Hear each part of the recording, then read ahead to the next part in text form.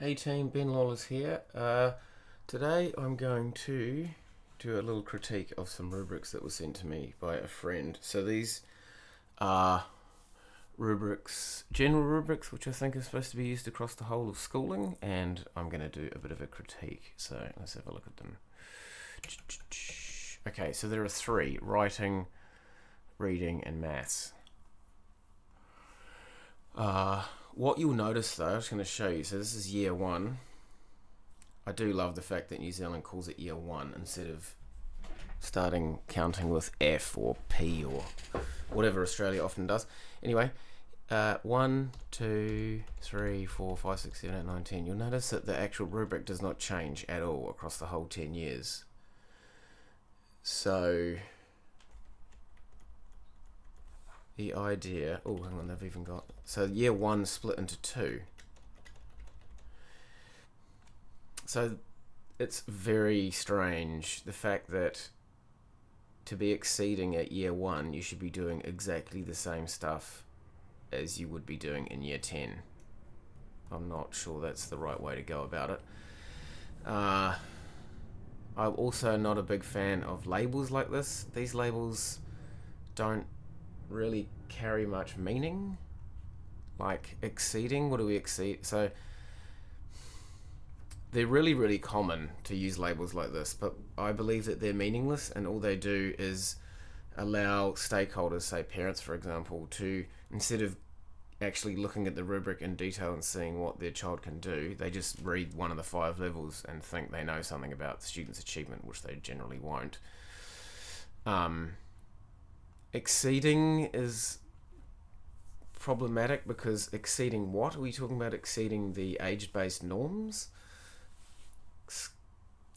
Government curriculums are not generally actually linked to any real age-based norms. It's just whatever the curriculum writer thinks is the norm on the day that they write the curriculum. I naively used to think that there was a big data set that governments were using when they came up with these age-based norms, but it turns out there isn't. And then even if it was like exceeding expectations for that student individually, well, most teachers have high expectations for learners, but they have different expectations for each learner, so what exceeding would mean is questionable. Going into the criteria themselves, we can't talk about, you can't really show understanding, belief, knowing, valuing. These are not things that can be externally observed, so putting it in an assessment rubric kind of makes no sense. How do I know if a student understands concepts? Well, they need to do something, so I need to put what they do. We can only assess what students do, say, make or write or draw, as Patrick Griffin would say. And so you've got a lot of these non-observational verbs all throughout these rubrics. Understand. Another big problem is that there's a lot of counting going on, so there's a focus on quantity, not quality. It's not true that more of something necessarily means it's better. So, for example, some concepts, what's the difference between some concepts and just concepts? Like the difference between emerging and developing here seems it goes from some concepts just to concepts. So you also see that there's a lot of vague, ambiguous language, like what does some mean? What does familiar mean? Familiar to one student won't be familiar to others. Do you mean familiar because it's been taught before? Are we transferring learning from one domain to another? Who knows? Again, with the counting, consistently. So ideally, we want to determine what a student can do so that we can better target our teaching if that's what we want to do or whatever. How consistently they do it. Now, how much a student does something is still important, but on an assessment rubric, we should be measuring the quality of the performance. And then if they just need a reminder to do it more often, that's a separate thing that can be done as a hurdle requirement. It's not qualitative. Some of these terms, higher level thinking strategies, what is that exactly? It's kind of hard to work out what the sub-skills are here. This one seems to be about applying knowledge, and then the linked dot point here all of a sudden brings in reflection. There's no mention of reflection in any of the other ones, so it's kind of snuck in. Another problem here is you're now assessing a separate thing. So this might be attempting to assess writing, but all of a sudden we're assessing the level of guidance and assistance that the teacher's providing the student. So now you're having to assess two things. Really, assessment should be to find out what the student can do without guidance and support, so that we can give them guidance and support to get even better than where they are at the moment. And even like significant guidance, and then here it just goes down to guidance. So, significant guidance versus some guidance, that's vague and ambiguous. Significant support towards expectations for the year level. Again, year level expectations are problematic for two reasons. A, they're not based on any actual data set of what real students do at that level. It's just whatever the curriculum writer thought.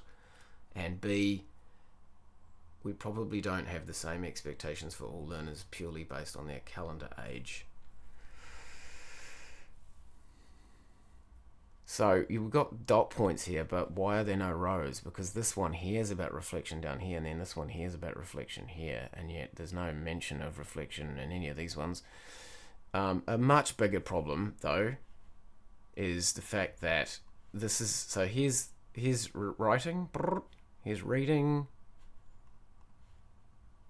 and here's maths.